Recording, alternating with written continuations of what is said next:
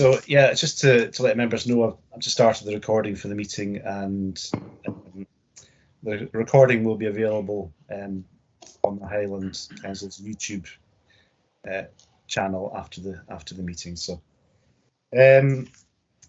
just since this is the first time I've met you all, so or I've seen you, so what I'll do is I'll just go around. I'll do a roll call for attendance. So if you can just confirm your attendance when I call out your name, please.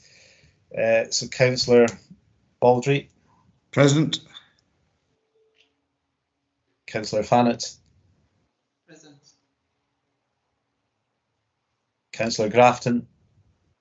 Yes. Councillor MacDonald. Present. Councillor McLennan. Here. Councillor Saggers. Yeah. And Councillor Willis. Present. Okay. So that's grand. So I'll just get the agenda up again. Hold on.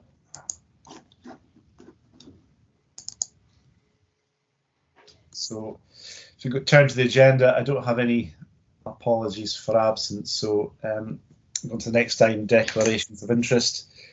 Are there any declarations of interest from members? No. There's no declarations of interest. Thank you. So the next item is item 3 is recess powers. It's just to committee just asked to note that the recess powers granted by the council at its meeting on the 30th of June have not been exercised in relation to the business of the Lochaber committee. So members content to note that? Yeah. Noted.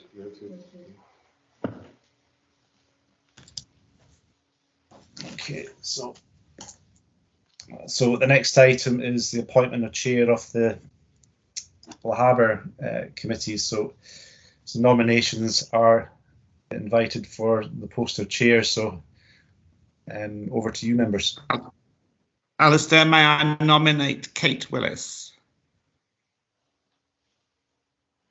I'll second that. I didn't hear what he said. I'll second that. But what did he say?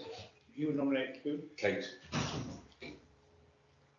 Who's And are we going to have a conversation about the provost at the same time? sorry? Who seconded that? Sorry. Sarah. Councillor Fannett. I'll second that. Councillor Willis. Are there any other nominations? Are there any other- Is this the time? Is this the time also to have a conversation about the provost? We're nominating the chair. We're just nominating the chair. I understand that, but I would like to be nominated, but I prefer to be provost. The What? role of provost isn't on the agenda today, councillor. I'm just. Are there any other nominations for chair? Yes, I'll nominate Angus MacDonald. Sorry, okay. Mr. McDonald, right? Sorry, Chair. I'll nominate Angus.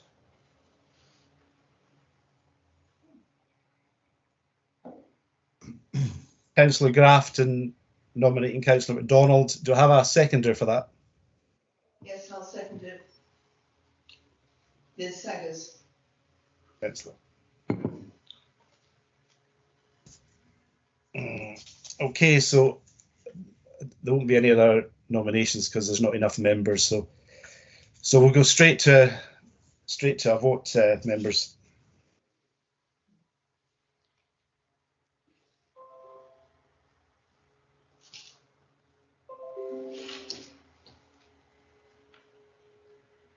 So you in your hands, Thomas. So for the appointment of chair, we have a nomination. The appointment of chair, we have a nomination is Councillor Willis, proposed by Councillor Baldry, and seconded by Councillor Fannett. And we also have a nomination Councillor MacDonald, proposed by Councillor Grafton, seconded by Councillor Saggers. So the vote would be taken by roll call. So if you just confirm when I read out your name, the name of the candidate you wish to vote for. So Councillor Baldry. Councillor Willis. Councillor Fannett. Councillor Willis, please. Councillor Grafton. Councillor MacDonald, please.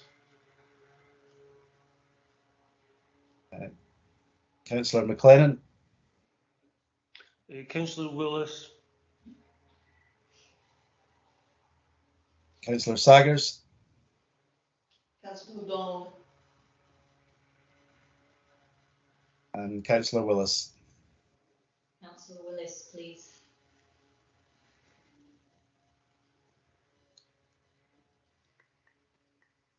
So we've got Me, presumably. Yeah, you have. But- I think I'll So vote that's- for myself. Councillor MacDonald was missing. sorry, Councillor MacDonald. Councillor MacDonald, yeah. I'll vote for myself, funny enough. Okay, thank you. Sorry about that.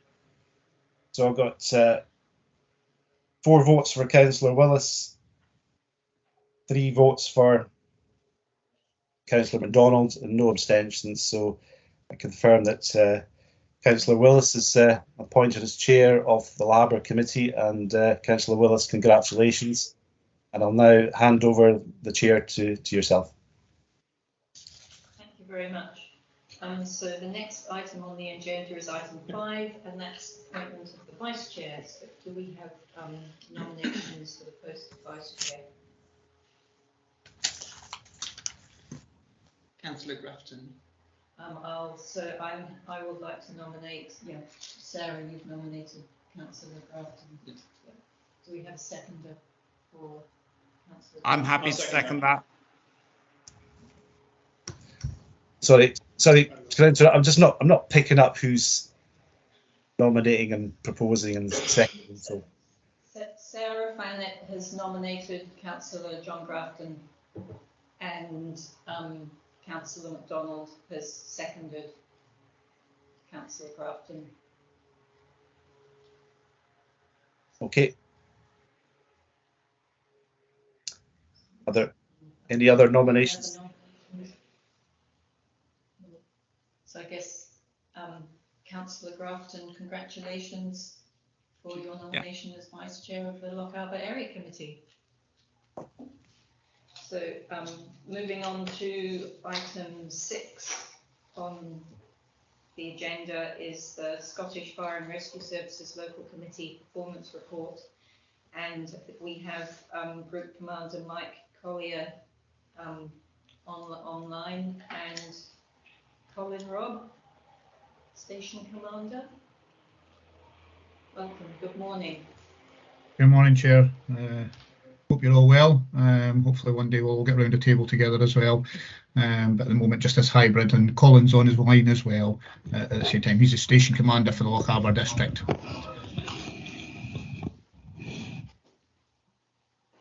Good morning. Good morning, gentlemen. Good morning, gentlemen. Good morning, all. So I'll just go straight into things. We'll not hold you up too much. So I've got a small report to do. Hopefully you all had a chance to view our Q1 report. So many thanks for allowing me the opportunity today to present the Scottish Fire and Rescue Service Committee report for Q1 of 22-23. In relation to the key performance indicators, I would report the following. Accidental dwelling fires. These are comparable for the previous year, Q1, and 6 year to date, significantly below the local and national average. Only one of these incidents required firefighting intervention, resulting in property damage. There have now been no fire casualties during this quarter, and this has been the case now for a significant period, which is excellent for the area. The continued prevention, intervention and protection work carried out by SFRS and our partners supports our communities and those most vulnerable in keeping them safe in their own homes. With regards to deliberate fires, there were 2 deliberate fires for Q1 which were of an outdoor fire type involving grass and gorse, etc. And whilst there were 18 further wildfire type incidents, these are recorded as accidental. This is lower for the committee area in comparison to the wider Highland statistics and significantly lower than the national average for deliberate fires. Road traffic collisions. There have been 5 road traffic collisions in Q1 attended by SFRS, which is lower than expected for the quarter, with 1 casualty and no fatalities. Only one of these incidents involved medical response for casualties. All others were making safe or standing by to assist. Unwanted fire alarm signals, comparable to previous year Q1 and well below the local and national average, with engagement to repeat offenders by a legislative team when required. One premise will require intervention for guidance to reduce calls at this time, and this will be managed locally from our Fort William station. So then moving on to station availability. So station availability continues to be one of our most significant challenges, with reduced staffing numbers due to retirements, resignations and changing social factors within our communities. Fort William is a very clear exception to this rule, and we have several individuals waiting to join the crew when vacancies arise. We have a number of individuals seeking to join across the committee area and in various stages of progression. We continue to proactively recruit, but face significant challenges in recruiting and retaining personnel, with progress towards a more locally based approach supporting the candidates. So just other information to note, following our exit from COVID restrictions, we have engaged with community members, resumed home fire safety visits across all categories and commenced further community engagement. Resumed partner exercising, engagement and seek opportunities to improve and strengthen working relationships. So a very straightforward report today concludes my submission, and I'm happy to take any questions you may have for me, and I'll defer to Station Commander Rob for anything that may require a local response.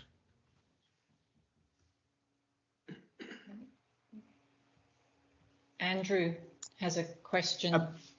Hello, Mike. Just a general question. What's roughly the breakdown between retained and permanent staff, just as a matter of interest?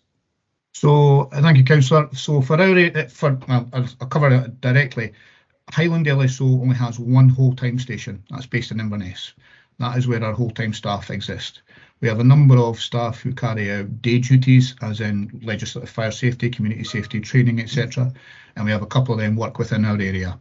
We have also Colin and myself, who are the commanders for the area, and we have on-call support watch commanders, Rianne and Chris, who support. So that's our whole time, and that really is quite a small number by comparison to Central Belt. So the model that exists in the Highland and the Western Isles, Orkney and Shetland, is very much a retained and volunteer model. Okay, thank you. Angus, question. I missed the bit, Mike, about why there were so many fires in March. Such an outlier. There was 11, I think, all deliberate fires. You might have explained that. Could you say it again? No problem, Councillor. So deliberate fires, there were only 2 deliberate fires, which we would categorise as with intent. There were 18 further wildfire types, and that's what I was highlighting, which were recorded as accidental. These are due to poor management, poor tourism, the train going past the gorse at Glenfinnan, things like that, and they're all accidental, so there's no blame to be laid there. These things unfortunately do happen, and we've managed these all successfully. But deliberate fires as an area, we're very, very lucky that, well, not lucky, we're very, very pleased that the results are we do not have a lot of social activities which would lead to those sort of incident types. That's good. I think there might be a mistake in the report. It said there were 11 deliberate fires in March. Okay, just give me a second, please. It says all deliberate fires, Mm-hmm. 11 in March. Oh, we're going back to, sorry, I'm talking about Q1 at the moment, you see. So that was Q4 in the last period. So if we are referring to Q4 of to 21-22, because I'm discussing 22-23, and I apologise, Councillor, I didn't pick up on that. That was to do with a number of wildfire types at that time, which would have been instigated through burning, muir burn, etc. Some of those we had, I think we had a couple of incidents as well where there was a toilet block fire and possibly a rubbish fire that added to that equation. But if you want those statistics specifically because you're new councillors, I'm more than happy to provide that to you directly if you wish. and give you an update on that. But in the moment, it's Q1 that I've discussed. My last report would have covered that. Okay, I don't really mind about it. I just wondered if there's something that happened that was out of the ordinary that was becoming a problem for us. No, Don't not worry, it's not. Not really. It's not a concern. I think if you look at your weather type that we've had recently and some of the muir burn following the COVID periods, that's why we had a little bit of a spike. And I'll let Station Commander Rob come in and give you some of that local presentation as well. Thank you, Mike. Just to answer your question, Councillor MacDonald, that was the deliberate fire that was in the toilet block was a unique for the area. It was due to a large amounts of young people being in the local hall and basically high spirits, and it was very little damage to the actual building. It was just basically somebody had put a toilet roll into the aluminium sink, and there was more smoke than there actually was in it, so there was no damage whatsoever, but it did require a response because a toilet block is classed as a building. So that's why on the stats can be very misleading. It was actually, if it had been outside, it would have been a small bonfire you could have stood on with your shoe. But because it's inside, it builds up smoke and it comes in as a building fire. So hopefully that'll answer your question. There is not a large amount of antisocial behaviour caused by fire in the area. Thank you. Thank you. John, if you know. Yeah, thank you very much for your report. Just an odd question. I'm aware that the fire station at Fort Augustus responds to quite a few incidents within the Lochaber area. I understand why potentially there aren't any figures on your report about that, but would it be useful to actually see the station availability and maybe which tenders or which stations responded to the various incidents? So in respect to, thank you, Councillor, for the question, but in respect to that, Fort Augustus, well, it sits on our boundary.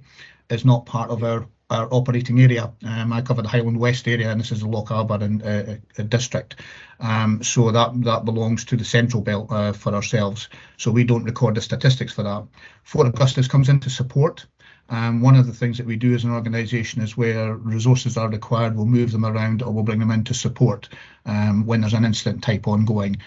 So we get that natural movement across the whole of the Highland. Fort William, for example, could be up in Kyle assisting and so on and so forth. So there's many factors involved in that. I won't report on that one. I would need to discuss with LSO if he was happy to provide that information from the central to the west in respect to that. But please be assured that, you know, when we have incident types, our resourcing model dictates it's what we call a predetermined appliance attendance, and that ensures that we have a specific number of appliances and resources attending an incident type, and we will supply them from wherever is required if, for example, there's an absence of an appliance within that particular locale that is going to. Thank you very much. In terms of muir burn fires, are they required to be? Are you required to be notified before the fires are set and afterwards? And how many muir burns become out of control? Do you have any numbers on that? So thank you, Chair. And we can provide numbers on that. There is obviously the muir burn legislation determines that they are supposed to notify when they're doing it. Not for this meeting, but I'm happy to have a discussion with you off table about some of the investigative work that's turned out in some of our areas. The sort of Malig area, we have some work down there that we've had to do with some of the landowners, but that's not for this moment in time. So I'd be happy to discuss that with you, but they are supposed to notify us. They're supposed to have a controlled measure of doing it. Sometimes, unfortunately, as you well know, having lived in this area, the weather changes can be quite dramatic and it gets out of control or something happens, and that's where we then come along and intervene. Where there's an instance that someone or a crofter has lit a fire and effectively just walked away and left it, we will liaise closely with Police Scotland and have those conversations to say that's not acceptable. We also have, and as you'll know, across the wider Highland, this is not just a Lochaber issue. Across the wider Highland, we can have some significant fires, as was just demonstrated by the one in Kyle this year. And that started off as a small incident. But however, we do engage fully with the landowners and the forestry commissions, etc., to try and make sure that we can make as much awareness as we can of the key responsibilities that these individuals should have prior to lighting these fires. But it is part of their culture and they're perfectly entitled to do so. Yes, yeah, thank you very much. Yeah, it'd be good to maybe discuss that further at some stage. Sarah, question? Good morning, thank you for the report. I'd like to talk about the future with the cost of living crisis. Do you have any indication that there may be people who will be using equipment that is less safe, electricity systems that have not been updated, and which will put them actually more at risk? If the answer is yes, how could we help? Thank you, Councillor. It's an extremely open-ended question, and unfortunately, I'm just a small cog in a very big wheel system, and I would suggest that I would need to have a look and see, but I would suggest that nationally and probably internationally, evidence is pointing towards some maybe increased risks of that cost of living, whereby people take shortcuts, indicate, but I don't have that evidence to hand, and certainly that's something that I'll discuss at a more strategic level and how we approach that. Our primary aim is to ensure that we keep people safe. We respond to incidents, but we also work hard to keep people safe in their homes. Therefore, what we'll do is we'll work very, very closely with our partners to say, you know, and Dot there, I'm part of the community planning, I'm the chair of the Lochaber Community Planning Partnership as well.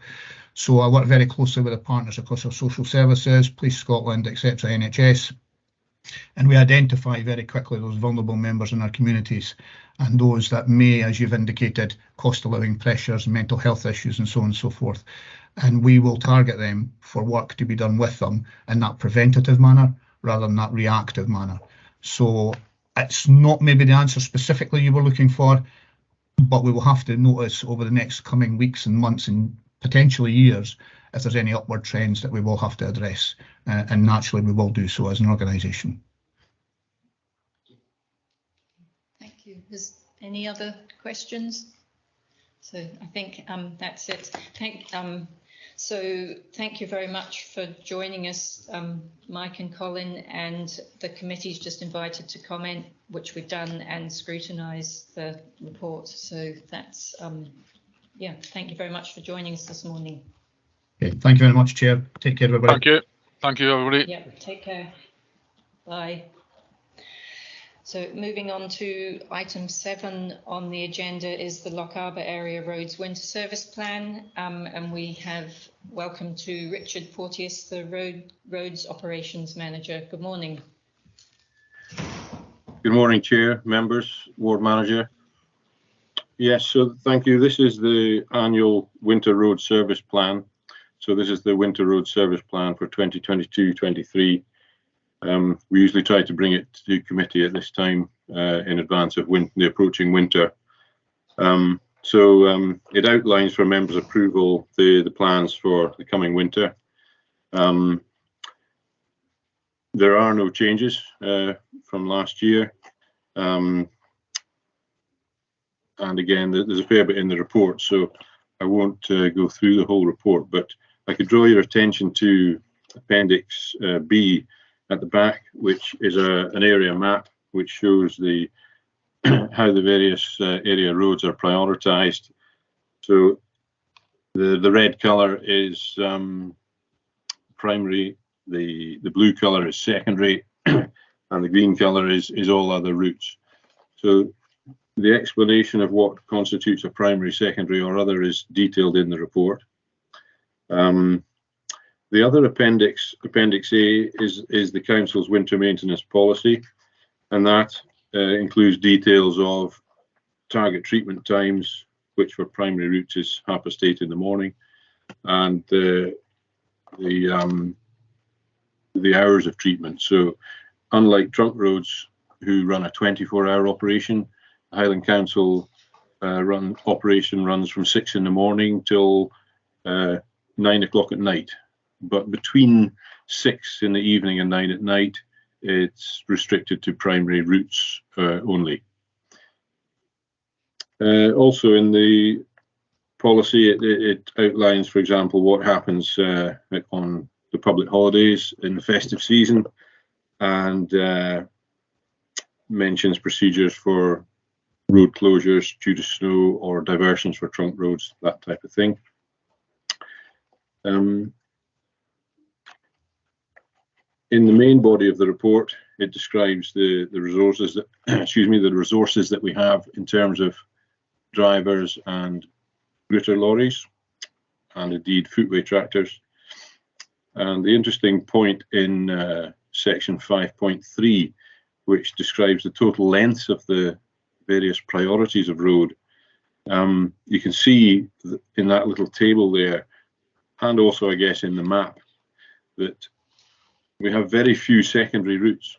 So our winter gritting routes tend to be based around our primary routes, because of the layout and the geography in Lochaber and the number of glen roads. There's only one road to get there, so everybody takes that road. Service bus takes that road, school bus takes that road. So it's we have very few secondary routes. They're all primary virtually. So our routes are based around these primary routes. So we have 8 lorries and 8 routes, and there is a spare vehicle which we have access to. So we have very little leeway if we have a problem with vehicles or indeed drivers, because we need to be on those routes in order to deliver the primary service on a daily basis throughout the winter. Our biggest challenge probably this winter is keeping an eye on our establishment, ensuring that if we have a vacancy, a driver vacancy, that we fill it as quickly as possible, in order that we can meet the demands of the driver's hours regulations and keep our rosters fully manned, so that we can deliver those services as easily as possible. That, of course, is our biggest challenge, because the cost of living crisis that's been mentioned earlier there is affecting all employment, as you know, and it's very challenging when it comes to recruitment to fill those vacancies, and we are affected like everybody else. So that's probably our biggest concern approaching this winter, is that we manage to maintain our number of drivers that we require. So in that regard, as usual, we're talking to agencies and contractors to make sure that we've got contingencies in place. So we're doing everything that we can there so that we are not exposed in any way, and work on that continues as always. Other than that, I guess I could mention our partners, Police Scotland, who we work closely with throughout the winter, and the 2 ski centres at Nevis Range and Glencoe, and of course the trunk road operator Bear Scotland, who we have salt sharing arrangements with from time to time, and as I said, we're liaising closely with them anytime there is a trunk road diversion in place. Apart from that, we have it also describes in the report how our operation works day to day, in that we're receiving the weather forecast on a daily basis, and we have trained officers who are making the decision on a daily basis as to what treatment is required that evening and for the following morning, and indeed subsequently through the day if the weather is bad enough to require further treatments. So on a day-to-day basis, it's roughly in Lochaber it works out every 3rd day through the winter that we're requiring to grit the roads to keep them free of ice. Obviously on every day, not every road is required to be treated. There may be landward, colder glens, sheltered glens that require treatment when the seaboard routes are experiencing more mild conditions. So it's a route-based forecast that we get, and therefore we're trying to use our resources as efficiently as possible on a daily basis. But of course, safety comes first. So if there's any doubt, then we will treat the road make sure that it's safe for the travelling public. So that's a fair summary, as well as what's in the report. It's great to see the committee today and a chance to meet some of you new members. So really probably now just back to the chair, if that's okay, to ask if there's any questions. Yes, thank you. Has anyone got any questions? Angus? The A8, I just looked it up, I didn't know the number. It's the A889, which is the road from Kinlochnagan over to Dalwhinnie. That gets the lowest priority, so I can't remember what you call it. It's got a green strip, so it's other, I think below secondary, and that is the same classification as a road from Roy Bridge up to Bray Roy, Glen Roy. But that road from Spear Bridge to the A9 is a very, very crucial road for people in this area. But I happen to know from experience that that top road, goes from Kinlochnagan to Dalwhinnie, is very highly used. And I know in the winter, it is often iced up. And I have come to the rescue of people on that road several times. And I wonder if that shouldn't be a priority road for us, because it's a very, very busy road. Thanks, Chair. I was just double checking the map. But yes, no, the A889, I can confirm that that is a trunk road. So that is, and it's just outside our operational area. I'm actually involved, as you know, probably in the Badenoch and Susby area as well. And that falls within that operational area. So I'm familiar with the A889, and that is a trunk road. So that gets a 24-hour service. Right, I apologise. Thank you. In terms of, at the moment, are you fully staffed, or are there vacancies that still need filling for this coming winter?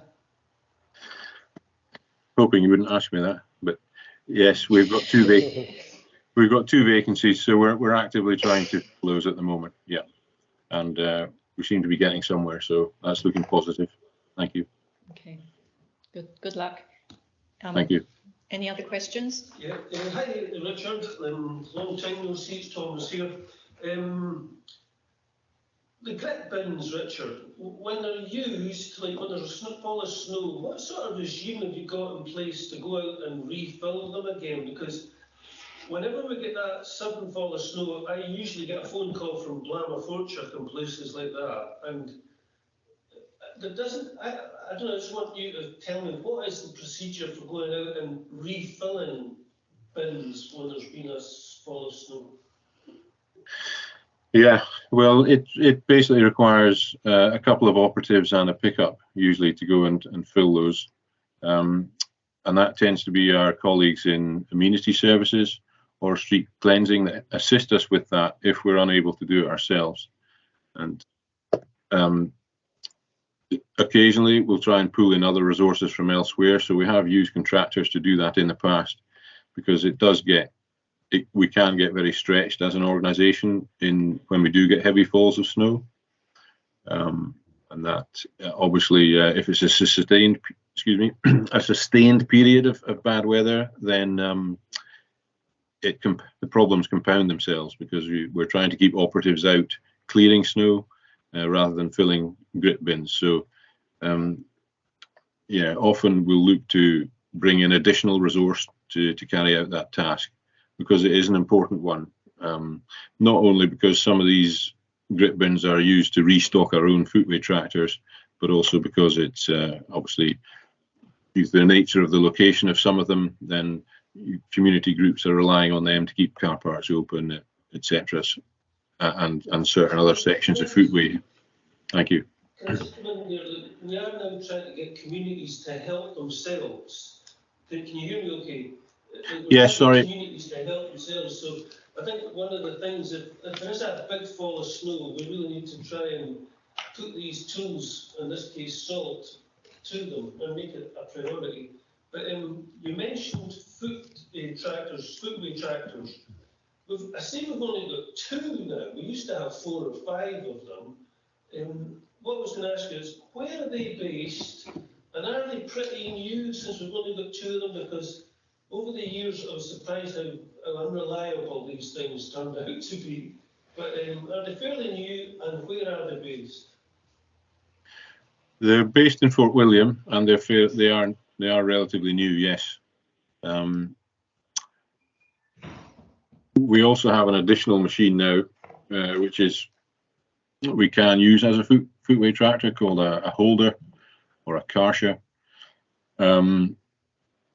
So that's new to our fleet. So that gives us an additional option for footways this year, which we're very grateful for. Yeah, because 2 is quite challenging with 2. Obviously, Fort William and Cool take precedence.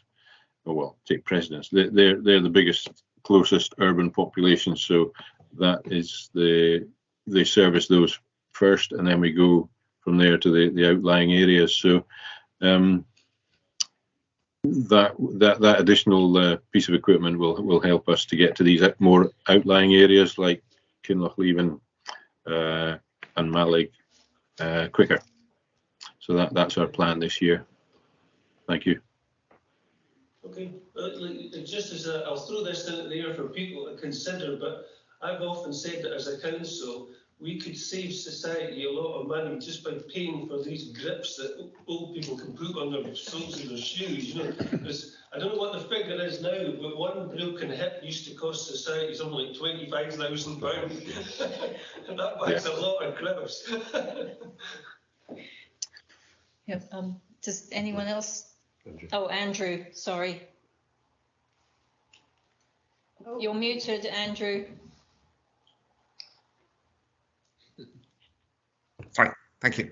So, thank you, Richard. I'm slightly intrigued about this grit sharing arrangement you have. Does that mean that there is one pile of grit, presumably at the depot in Fort William, and both our vehicles use it and Bear come in and take from it, or how does it work?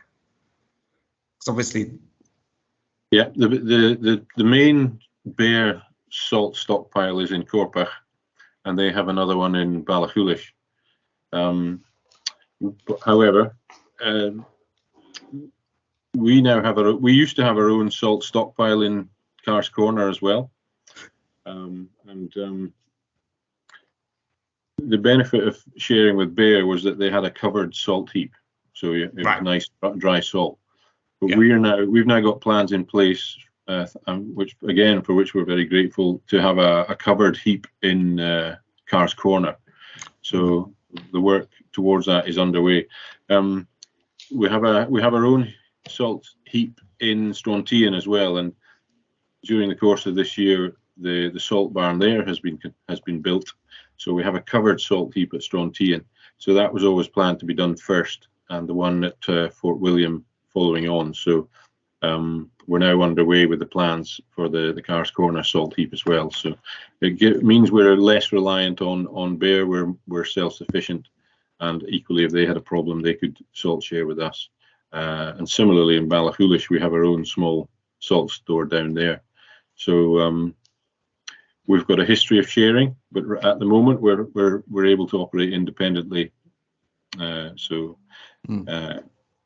That's the latest in terms of salt.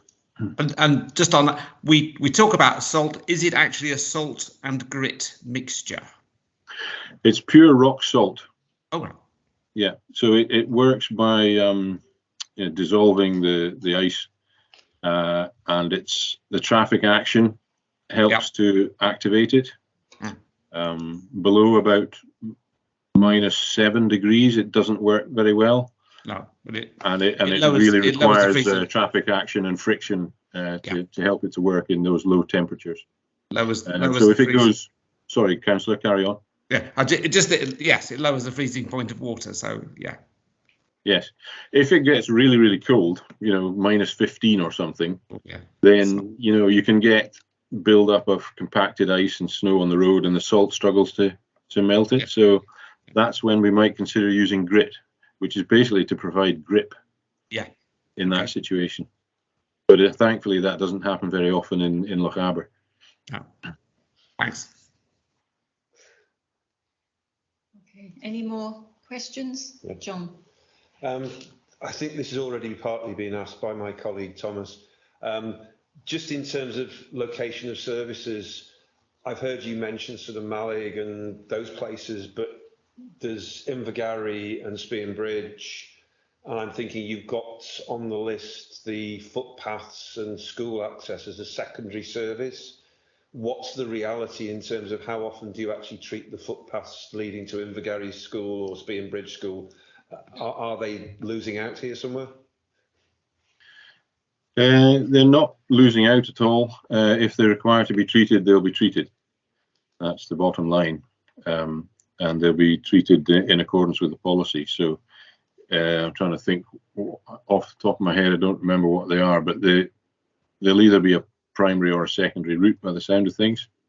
So they'll be treated in accordance with the target treatment times in the policy. Right. I'm thinking specifically of the footpaths actually leading up to Invergarry School and Spearnbridge School. Yes, I can't answer in any more detail, unfortunately, than I've just given, but I can provide that answer after the meeting, if you like. That would be lovely, please. Thank you very much. No problem at all. Okay, any more questions? No, so members are asked to approve the winter service plan for the Lochaber area, and also to note that COVID-19 and drivers' hours regulations will potentially have an impact on the winter service provided. So do we all approve the winter service plan? Yes, yep. So well, thank you very much for joining us this morning, Richard, and telling us about the service plan. Thanks, Chair, members, Ward Manager. Cheers for now. Thank you. Thank you very much. So item 8 is asset transfer request for Tuggle Car Park. It's a change request, and we've got Ewan McIntosh to tell us a bit more about this. So good morning, Ewan. Thank you for joining us. Hello members, thanks for your time today, and as indicated, I invite you to consider a report today on an asset transfer request from Road to the Isles Facilities Group. This is one which a few of you at least may be aware of. It's, as noted, a change request, a decision which was previously made a little over a year ago by Communities in Place Committee, and it regards the car parking and toilets at Tuggle, with the proposal being to repair the surface, improve the toilets and develop 16 additional spaces nearby at Silver Sands. The request was previously on a larger scale, and this change has been brought to members for consideration today due to the reduced proposal for parking. Currently there's 17 car parking spaces and space for 5 motorhomes roughly at the area. Previously it was proposed to develop 53 spaces adjacent to the existing car park, but due to a breakdown in negotiations with that landowner, the groups had great success in finding an alternative, but to provide 16 spaces. So that would double the capacity at the existing site, and the benefits regarded as arising from the proposal, which would justify the request for a 19-year lease at no annual charge. So the request is for a discount on market value in lieu of that community benefit, which would be improved tourist infrastructure, doubling the parking spaces, but also the impact that has on not only the local tourist economy, but environmental and social well-being, which was well evidenced as part of the original proposal, basically alleviating some of the pressure on the area that's arising from large numbers of visitors. So sort of environmental pressure and sort of social strains from the parking there. All in, the proposal's been assessed as strong and it's recommended for agreement by members, but I would invite any questions and I'd be pleased to hear your thoughts. Thank you. Any questions?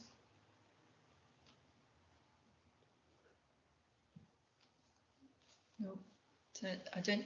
We don't have any questions. So just an basically, that's me, Andrew, Kate. sorry. Oh, sorry. It was really just an observation that hopefully it is a step forward in all the issues of parking and visitors around there.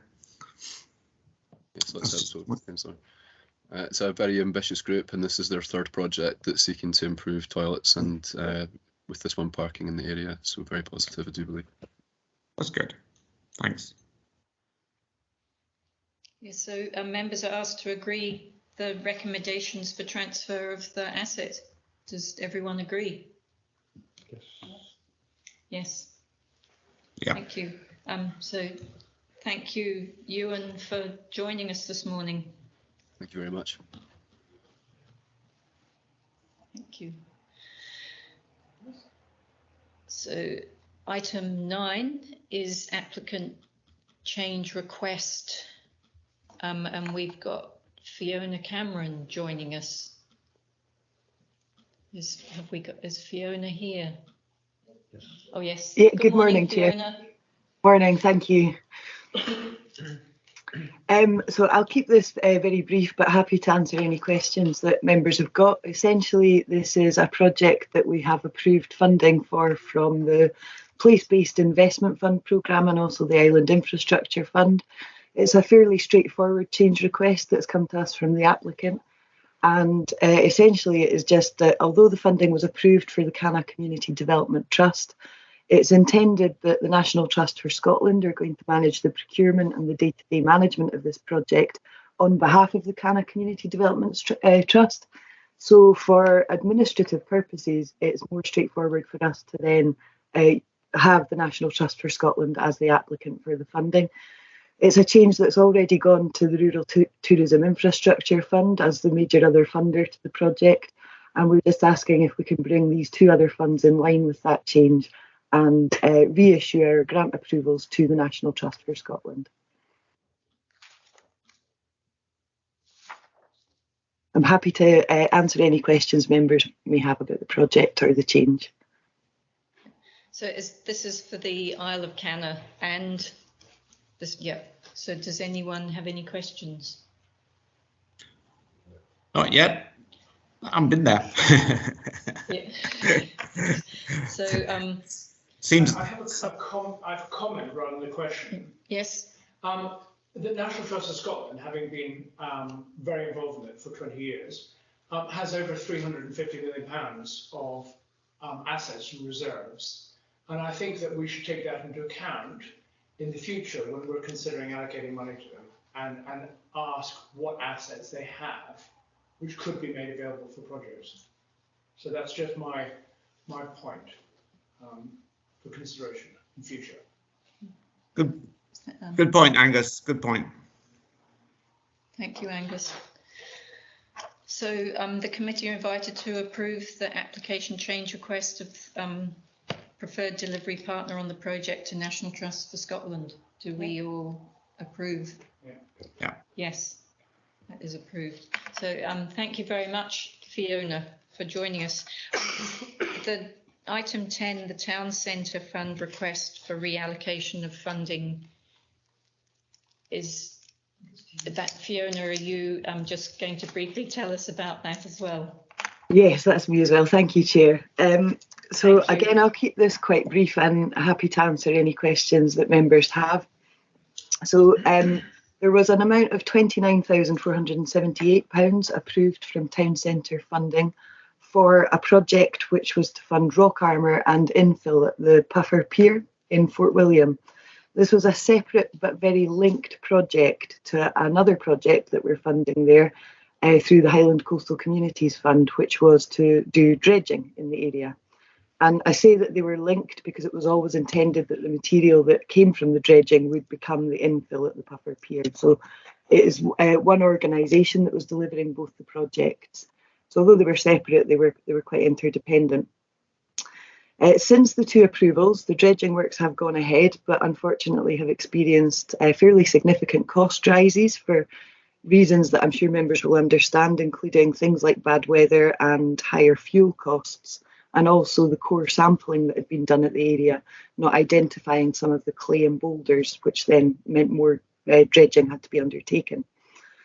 At the same time, the project that had been approved to go forward at the Puffer Pier could no longer be progressed due to the landowner withdrawing consent for that piece of work to happen. So what I'm asking members today is the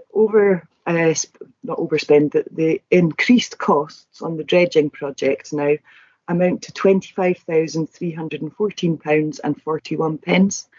So we would like to ask to vary the approval from the Town Centre Fund so that we can use that exact sum to cover the additional costs on the dredging project, which will allow that project to be successfully concluded. That covers the full cost of the works, and there wouldn't be another cost increase expected. So I hope that's not been too confusing the way I've presented that, but I'm happy to answer any questions. Kate? Does anyone have any questions? Andrew, sorry. Yeah. Thank you, Fiona. What proportional increase in cost over the original contract is that 25,000? It sounds quite a big chunk to me. It is. So perhaps to give you some of the history, when the application originally came into the Coastal Communities Fund, it was expected that the application originally was for £100,000. Now, at that time, there were not sufficient funds available locally to approve the full amount, and members approved £70,000 towards the project. Subsequently, the works were quoted at being around, I think, £64,000. So you have to excuse me if that's not an exact figure, but from memory, I think it was around £64,000. So we, at that point, realised they could cover the full works with the original grant approval, although we were aware that it had originally been costed higher. So when the works then began, I'm just maybe check the detail that I've got here, but the reasons that the applicant has come back to us and explained that the costs rose were, sorry, excuse me, members.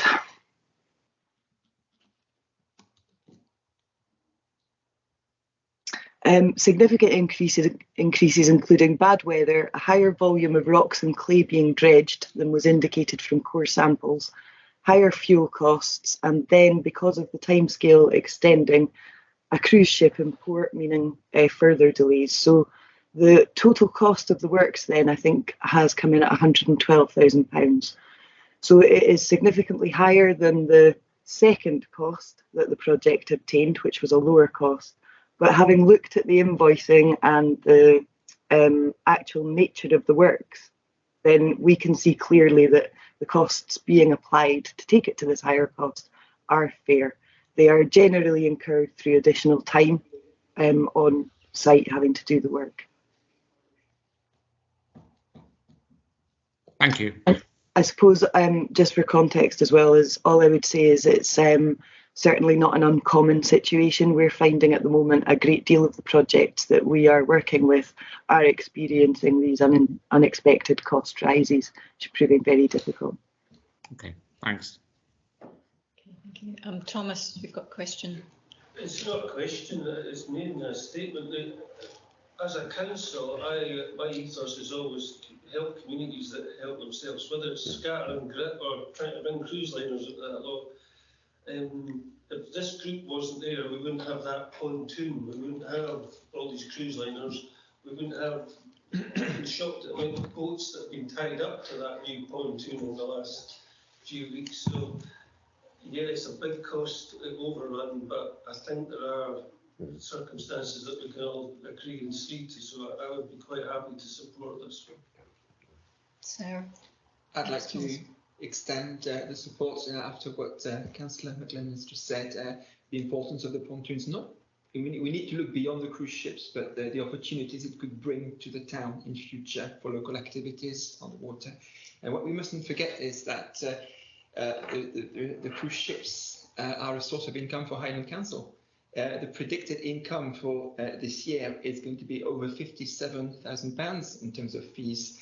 So I would find it very hard to argue against that application. So I will support it. So any more? John? Just a sort of sideways question. I'm just wondering, diverting the money from the town centre fund, if we're aware what sort of effect that is going to have. Sorry, Councillor, do you mean the effect on the town centre fund programme? Yeah. So That programme is actually closed now. So this being an approved grant, it's been approved for this organisation. So we have the ability to vary that grant, but we wouldn't have the ability to bring forward a new application. So my understanding is that if this change wasn't approved today, that would sit as an underspend in the programme that would be returned to the Scottish Government. So by approving this change, you're ensuring that that money would be kept locally and spent locally. Thank you very much. Anyone else? So members are asked to approve a variation to the town centre fund grant for the cost of the dredging works. Yes, approved. Yes, approved. Oh, Andrew? Yeah. Andrew, that's you approving. That's my hand, yes. Yes, yeah. Sorry. Okay, yes, so it is approved. So thank you very much for joining us this morning, Fiona. Great, thank you. Good morning. So moving on to item 11, which is appointments to outside bodies. So the first appointment is company appointment is to the Isle of Rum Community Trust. Do we have a proposer for a member appointment to Isle of Rum Community Trust? So calling nominations. Do we have a proposer? I'll propose John. Thank you. Second that. And a seconder I'll for second John. that. Sarah will second that. Sorry, Chair. Sorry to interrupt. I'm having problems identifying who's saying what. So. Okay. So this is Isle of Rum Community Trust and Liz.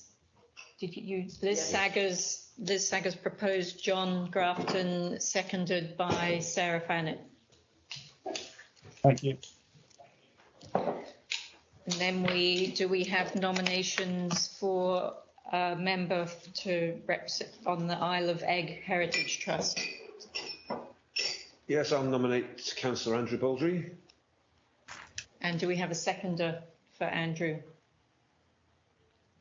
I'll second Andrew. So that was for the. So that was Andrew Baldry nominated, John Grafton seconded, Kate Willis. Thank you, Kate. All right. For the Isle of Egg. Could you say that again? Sorry. Okay, sorry. Isle of Egg Heritage Trust. Heritage Trust. Who nominated you? I nominated Andrew Baldry. Oh, yes, John. Andrew Baldry nominated by John Grafton and seconded by Kate Willis. Okay, thank you. And then do we have nominations for the Noidart Foundation? So I will nominate Andrew Baldry. So Kate Willis nominating Andrew Baldry for the Noidart. Do we have a seconder? I'll second that. So Liz Saggers seconding for the Noidart Foundation, seconding Andrew Baldry. Excuse me, Chair. I wonder if they could all be done at once, unless there's any dispute, which often happens. I think for transparency, you need to go through them. Yes, yeah, we have to go through each one. Sorry, Angus. Yeah. Moving on to Lochaber Jetties Trust. Do we nominate Angus MacDonald, Councillor? So John Grafton nominating Angus MacDonald, seconded by Thomas McLennan. Who was the nomination? Sorry. Angus.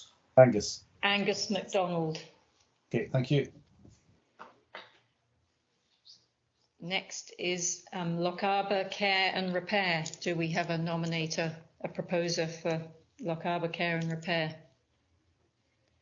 I will nominate Andrew Baldry. I'll second that. Seconded by Sarah Fannett.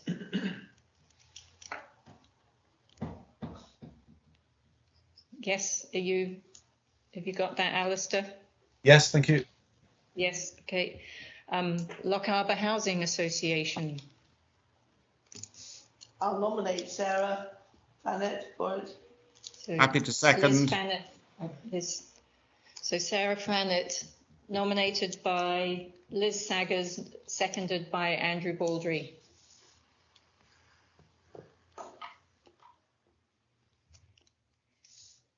And the Martin Ferguson Memorial Trust. Do we have a... I nominate Councillor Thomas McLennan. And I will second Councillor Thomas McLennan. That's Martin Ferguson Memorial Trust. Okay, thank you. Moving on to Arden Lighthouse Trust. I'm happy to nominate Sarah Fannett. And I'm happy to second that, Angus MacDonald. Thank you. West Highland Museum Trust. Do we have a nominator? I'll nominate Sarah Fannett. And I'll second it, Angus MacDonald. Thank you. Okay, you've got that. Moving on to non-company appointments. Sorry. Yeah, it's like the bin man again. The Annaghmore Liaison Group for member input. Do we have a nomination?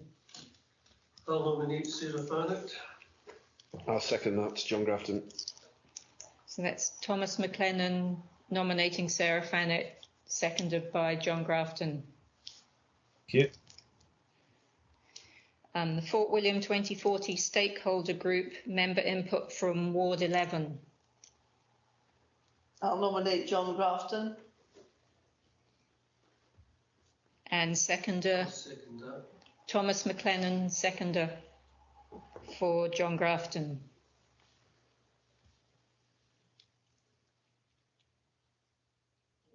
Okay.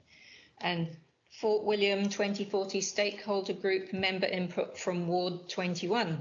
I'll propose Angus MacDonald. I'll second that. So Angus MacDonald, proposed by Thomas McLennan, seconded by Sarah Fannett.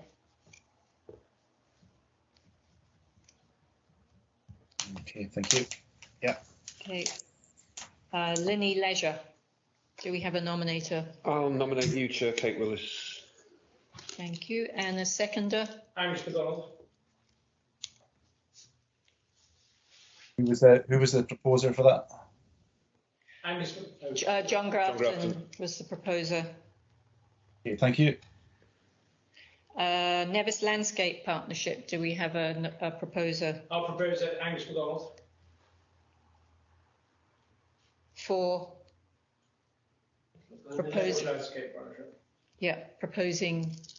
Oh, Kate Willis. Thank you, Angus. And do we have a seconder for Kate Nevis Landscape Partnership? Thomas McLennan seconding. Okay, thank you. Lochaber District Fisheries Trust. Do we have a nominator? I'll nominate Kate Willis for that. I'll second that. So nominated Liz Saggers, seconded Sarah Fannett.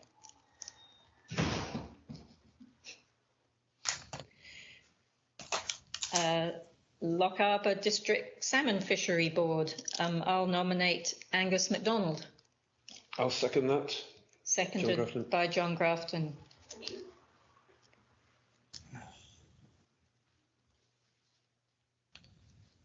Okay. Lochaber Environmental Group. I'm happy to nominate Andrew Baldry. I'll second it. Seconded by Thomas McLennan. Okay, thank you. Lochaber Music Festival Association. Do you have a proposer? I'll propose that, Angus MacDonald. For John Grafton, that's okay. It is. I'll second John Grafton. Okay, thank you. Lochaber Health and Social Care Stakeholders Group, member input from Ward 11. Do we have a nominator? I'll nominate John Grafton. Yep. I'll second.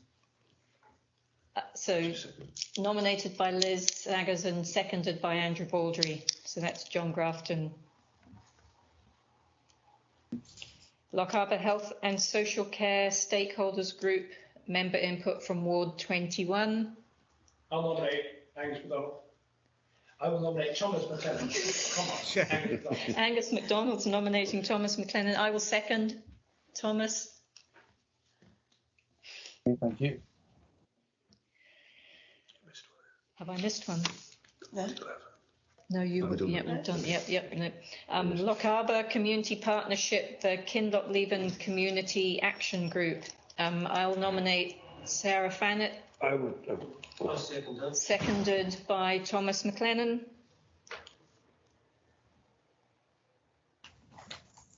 Okay. Lochaber Community Partnership, the Cool Community Action Group. Do we have a I propose Liz Saggers. I'll second. I'll second that. And Andrew was so. Yep, Andrew will second Liz. Okay, thank you. Lochaber Community Partnership, Upper Fort William Community Action Group. Do we have a proposer? I'll propose Kate Willis. Thomas McLennan proposed, Kate Willis, and seconded John Grafton. John Grafton seconded.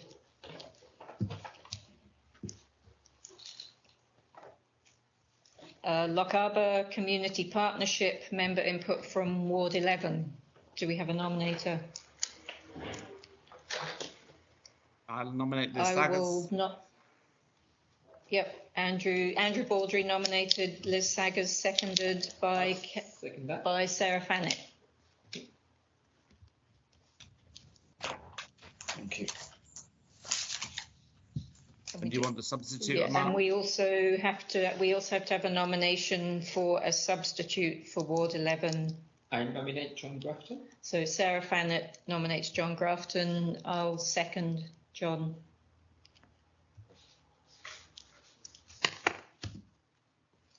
Okay. And then Lochaber Community Partnership Ward member input for Ward 21.